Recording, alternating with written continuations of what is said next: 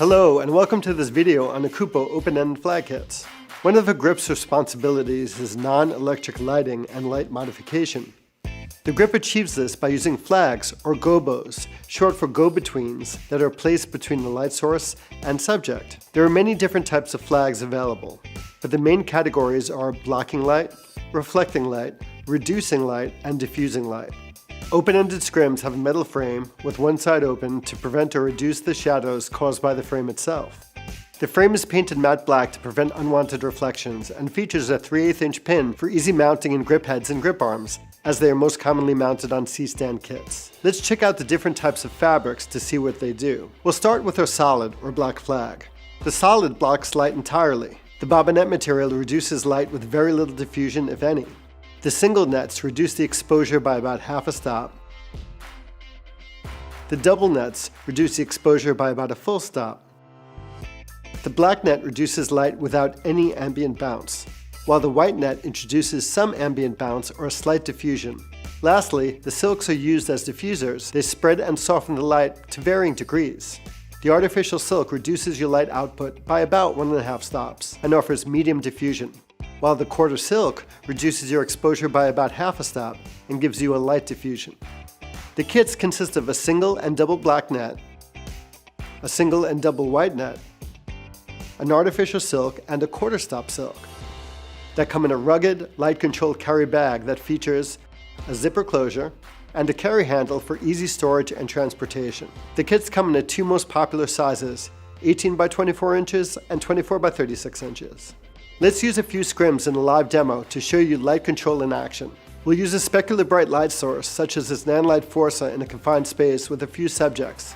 Let's discuss our 3 issues first, and then we'll solve them one by one using our open-ended scrims. Since the light is a small point source, it creates hard specular light with defined shadows. Also, because of our small space, our key light is placed close to one of our subjects, which creates a rapid fall-off of exposure from the subject closest to the key light to the subject furthest away.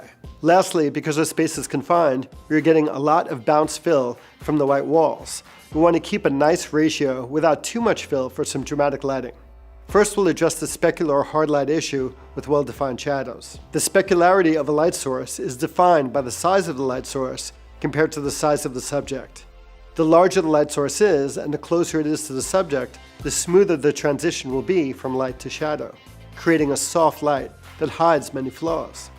A large light fills in the shadows from many angles. Even though the sun is about 1,000,000 times larger than the Earth, it's 93 million miles away, so the only light striking the Earth is direct, creating hard shadows. On an overcast day, the clouds diffuse and scatter the light, making it soft and almost shadowless. To soften the light, we'll project a small point source of our light source, which is about 3 inches in diameter, through a 24 by 36 artificial silk, now making the effective sizes of our light source 24 by 36 inches. Watch as I move the silk in front of the light source. Notice how much better the image looks already?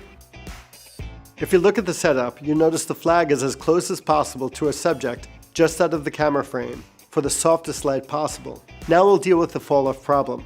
Why does fall-off exist? Simply, it's because of the change of distance between the light source and the different subjects. As you may already know, due to the inverse square law, every time you double your distance, you lose 2 stops, leaving you with just 1/4 the amount of light. So in this instance, since the silk is only a couple of feet from the subject on the right, by the time you get to the last dude or dudette on the left, that's about 6 feet away, you've already lost about 3 stops of light, or only 1/9 of the light from the silk reaches him or her. The last person is 3 times the distance at 6 feet than the closest person at 2 feet away from the light source.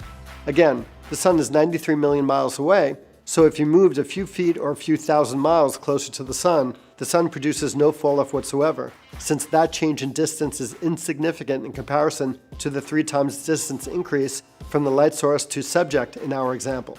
We're going to use 2 double black and double white nets open edge and block the light hitting the closest subject, and we'll use just a single black on the middle subject to even out the exposures for all 3 subjects.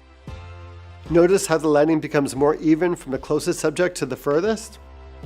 Lastly, there's way too much fill, ambient bounce, or reduction of dramatic shadows because of the white wall is so close to our farthest subject.